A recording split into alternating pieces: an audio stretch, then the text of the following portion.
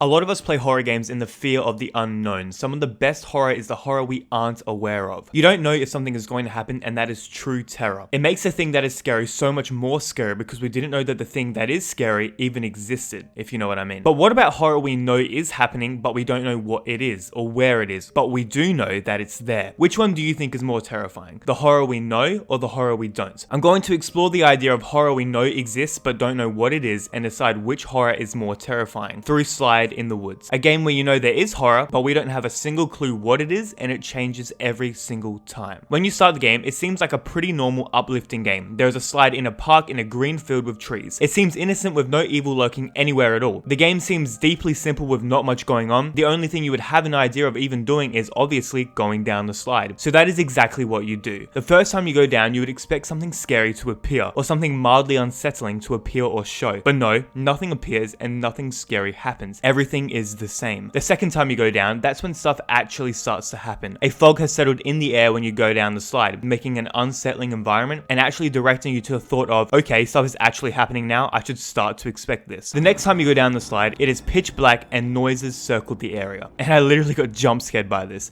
Ah! Now that it's pitch black, this is where you find the flashlight so you can actually see around the area. And now it literally looks the exact same as Slender Man for some reason. You go down the slide again, and once again, nothing happens, except for an old newspaper on the playground that states a tragedy in missing children around the playground, and as if they have disappeared into thin air. Also, apparently even some of the parents are disappearing while searching for their children. Now, obviously they're getting lost in the slide and never being found. The real question is, will you survive? Will you be found if you continue to go down the slide? The thought of that is creepy and unsettling and really sets the mood for this game. You go down the slide again, and once again, nothing is changed. You go down again, and you'd assume nothing has changed again, but there's a sound coming from the slide, leading you to believe something is following you and assuring you the horror is still there.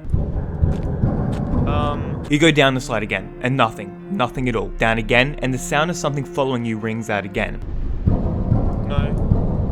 And there is blood on the staircase going up, and then you see it. The first sighting of the monster in this game, pulling down a dead body in a bag down the slide. The slide we are about to go down. We go down, and the slide seems much longer now. Much longer. Your flashlight flickers on and off, and you enter what seems to be a much more older, dirtier looking slide. More like a vent now. It no longer becomes a slide and more of a small crawl space, and we have a crawling meter. Everything is much more slower, and we are much more vulnerable. This crawl out of the slide is long and slow and really painful. But when you make it out, we are greeted by a void and a musty colored area. We seem to be on a massive platform supported by 4 chains. Yes, I checked all the chains. Then we are greeted by a massive staircase pointing into the sky. And once you start traversing it, the body bag we saw before starts tumbling down. No.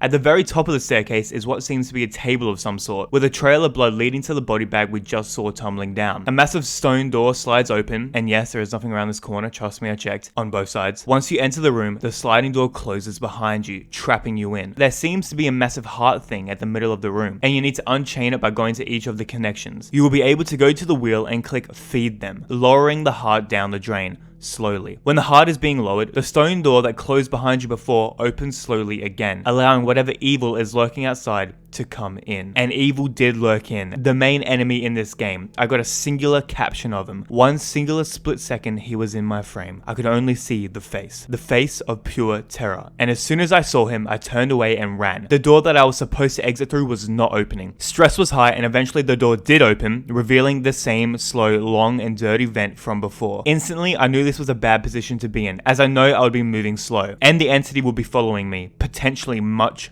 faster. And just before entering, I turn around to see my enemy. One more frame of his face just before entering the door, just staring at me, full of horror. You turn around and run down the vent as fast as you can. This whole sequence is genuinely terrifying, as you need to actually crawl, and you have a crawl meter through the vent, which is extremely long, while getting chased the whole entire time by the entity I saw before. The music is tense, and you have no idea if you're gonna make it or not. At the end, you will slide out of the dirty vent, and the regular slide from the beginning appears again. You go go down and you are back to where you were at the very start, repeating the cycle again. This game thoroughly explores the idea of continuous horror. I have no idea if continuous horror is even a thing, it's just what I'm calling this. Now, what might surprise everyone is that I actually kind of don't find this horror as scary as unknown horror. Don't get me wrong, known horror or continuous horror definitely is scary and in some cases can truly be terrifying, especially moments of tense in these games. But in the end, I find not knowing what could happen much more scary. The element of surprise really works for me, although it may not work for others. Some of my favorite horror games are It Steals, Outlast, and I hate to say this, but Garten of Banban, as that game truly does scare you in the most unexpected ways. I hope you all liked this video. I tried something new by having my mascot in the bottom left to react to what I'm saying, and I would love some feedback on it if you like it or not. So please let me know in the comments. Join my Discord in my bio to stay in the loop and everything, and join my friends on Hating Me, and I'm very excited to announce the next video will be on Indigo Park. Thank you all for watching, and adios.